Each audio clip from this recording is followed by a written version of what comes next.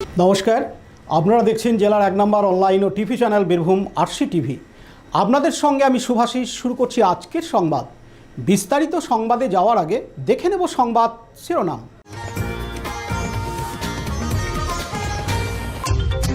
তৃণমূল কংগ্রেসের deputation Suri rail আধিকারিককে।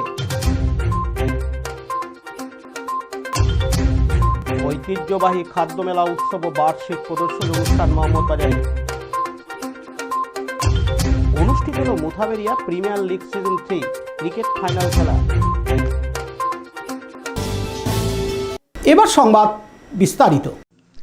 আজ রবিবার 1 ফেব্রুয়ারি সিউড়ি শহরের তৃণমূল কংগ্রেসের পক্ষ থেকে এবং স্থানীয় বিধায়ক বিকাশ রায়চৌধুরী সহ সিউড়ি রেল স্টেশনে আধিকারিকদের সাথে কথা বলেন এবং একটি লিখিত আকারে ডেপুটেশন জমা দেন। মূলত আগামীকাল সোমবার 2 ফেব্রুয়ারি থেকে শুরু হচ্ছে সারা রাজ্যে মাধ্যমিক পরীক্ষা।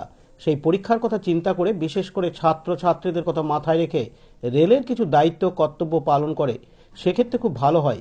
বিশেষ করে হাটজন বাজারের মধ্যে যে রেল ওভার ব্রিজ আছে সেটি যত তাড়াতাড়ি সম্ভব চালু করা, কারণ হাটজন বাজারের রেলগেটের যে রেলগেটটি আছে সেখানে প্রচণ্ড জ্যাম হয়, যানবাহন চলাচলে অসুবিধা হয়ে ওঠে, ঘন্টার পর ঘন্টা যানবাহন স্তব্ধ হয়ে যায়।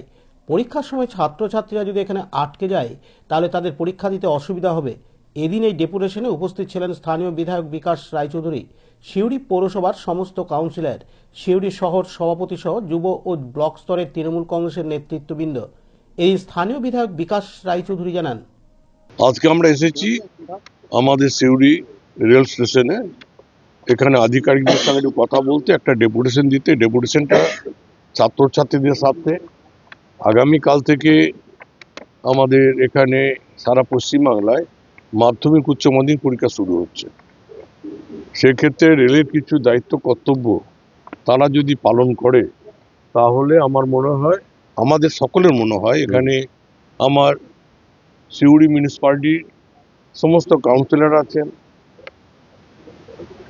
আমাদের সিউড়ি শহরে তৃণমূল কংগ্রেসের দায়িত্বশীল নেতৃত্বরা রয়েছেন, সভাপতি থেকে আরম্ভ করে মহিলা সভাপতি, যুব সভাপতি থেকে আরম্ভ করে প্রত্যেকেই আছেন এবং কাউন্সিলররা প্রত্যেকে আছেন। আমাদের দাবি হচ্ছে ডিভিশনাল ম্যানেজারের কাছে আমরা একটা মেমোরান্ডাম দিয়ে এলাম।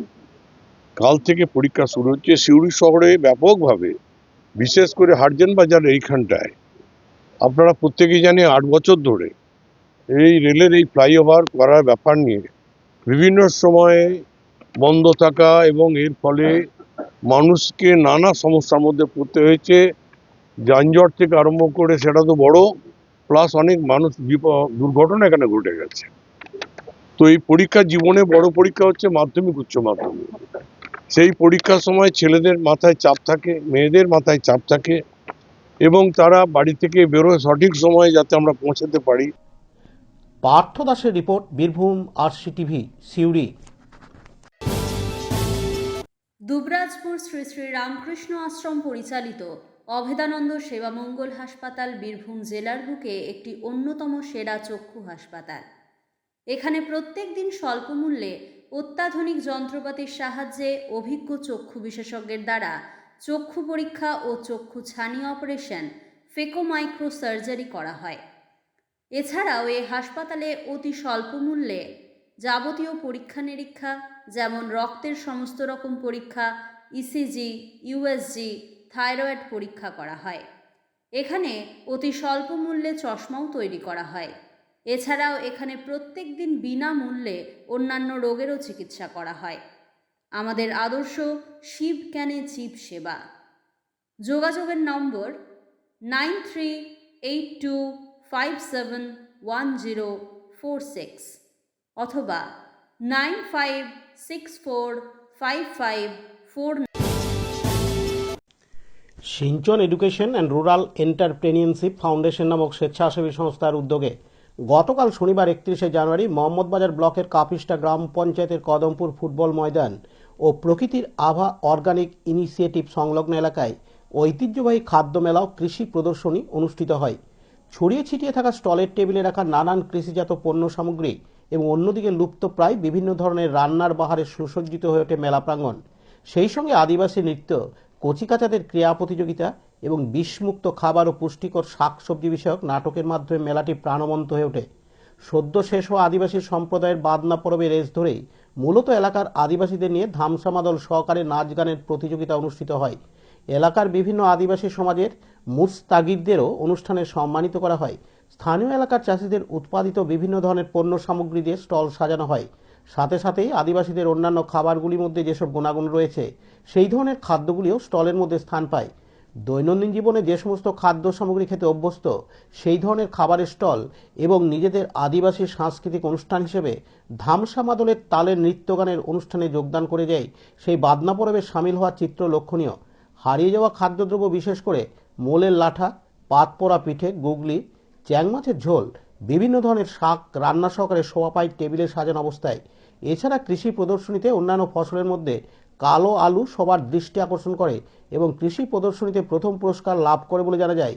এছাড়াও অন্যান্য প্রতিযোগিতায় স্থানাধিকারীদের হাতে পুরস্কার প্রদান করা হয় অনুষ্ঠান মঞ্চ থেকে। এদিন অনুষ্ঠানে উপস্থিত ছিলেন মোহাম্মদবাজার পঞ্চায়েত সমিতির সভাপতি প্রভাসিনী মুর্মু, মোহাম্মদবাজার ব্লক সহ কৃষি অধিকর্তা প্রিয়া ধারা, স্থানীয় পঞ্চায়েত সমিতির কৃষি কর্মাধ্যক্ষ, Sinchan education and rural entrepreneurship ফাউন্ডেশনের প্রজেক্ট ডাইরেক্টর শুভজিৎ চক্রবর্তী, হিসাব রক্ষক আকাশ পাল, মনিটরিং অফিসার রাজীব ঘোষ, কর্মী রথিন সাহা, তীর্থ সূত্রধর সহ বিশিষ্ট ব্যক্তিবর্গ। শেখ রিয়াজউদ্দিনের রিপোর্ট, বীরভূম RCTV, মোহাম্মদবাজার। সদাইপুর থানার অন্তর্গত Muthaberia premier league season 3 cricket খেলা শুরু হয়েছিল গত জানুয়ারি মাসের 10 তারিখ। সেই প্রিমিয়ার লিগের চূড়ান্ত পর্বের খেলা আজ রবিবার 1 ফেব্রুয়ারি বেলা 2টোর সময় অনুষ্ঠিত হয় মুথাবেরিয়া বেড়া প্লে গ্রাউন্ডে। খেলাটি 8টি টিমের মধ্যে অনুষ্ঠিত হয়। আজকের এই ফাইনাল খেলায় মুখোমুখি হয় মহাকাল একাদশ বনাম অনুত্রিধা একাদশ। চূড়ান্ত পর্বের খেলাটি টানটান উত্তেজনা অবস্থায় শেষ হয়। খেলায় মহাকাল একাদশ অনুত্রিধা একাদশকে পরাজিত করে বিজয়ী হয়। বিজিত হয় অনুত্রিধা একাদশ। বিজয়ী দলকে 15,555 টাকা ও সুদৃশ্য ট্রফি এবং বিজিত দলকে 13,333 টাকা ও সুদৃশ্য ট্রফি প্রদান করা হয়। সমগ্র খেলাটি পরিচালনা করে গুরু টিম। এছাড়াও man of the match, man of the series, সেরা ব্যাটসম্যান, সেরা বোলার ও সেরা কিপারকে পুরস্কৃত করা হয়। আমাকে যদি ভালোবাসা দেয়, সবাই যদি ভালোবাসা দেয় আমাকে এবং সাপোর্ট করে, তা আমি কথা দিলাম আপনাদেরকে আমি প্রচণ্ড চেষ্টা করে এখানে স্টেডিয়াম তৈরি করে দেবো। আমি স্টেডিয়াম করবই। আমি যোগাযোগ রেখেছি সবার সঙ্গে, কলকাতায় অফিসে যোগাযোগ রেখেছি এবং এইখানেও পিটিশনের সঙ্গে রেখেছি। আমি খুব তাড়াতাড়ি চেষ্টা করব স্টেডিয়াম করে এবং বড় বড় খেলা যেন হয় তার ব্যবস্থা আমি করব। এই বলে আমি আপনার সাপোর্ট করলাম এবং আমাকে সবাই দোয়া করবেন যাতে আমি স্টেডিয়ামটা করতে পারি। এ বলে বক্তব্য শেষ করলাম। অনেক অনেক শুভেচ্ছা অভিনন্দন। এ ধরনের গুরু team hip hip, three cheers for Amirul সাহেব hip hip, three cheers for Amirul সাহেব hip hip, three cheers for sir এই পুরস্কারটি তুলে দিচ্ছেন। Third position of the Muthaberia premier league এবং এই পুরস্কারটি স্পন্সর করেছেন আসছে বছর। তো সুন্দর একটা মুহূর্ত, একটা মায়াবী পরিবেশ কিন্তু বিরাজ করছে, একটা প্রাউড মোমেন্ট আমরা ফিল করছি সকলেই। সকলে মিলে একবার জোরসে করো তালি হোক, সকলে মিলে সুন্দর একটা মুহূর্ত। Bureau report, Birbhum RCTV, Sadaipur. আজকের সংবাদ এই পর্যন্ত। পরবর্তী সংবাদের জন্য চোখ রাখুন বীরভূম RCTVর পর্দায়। নমস্কার।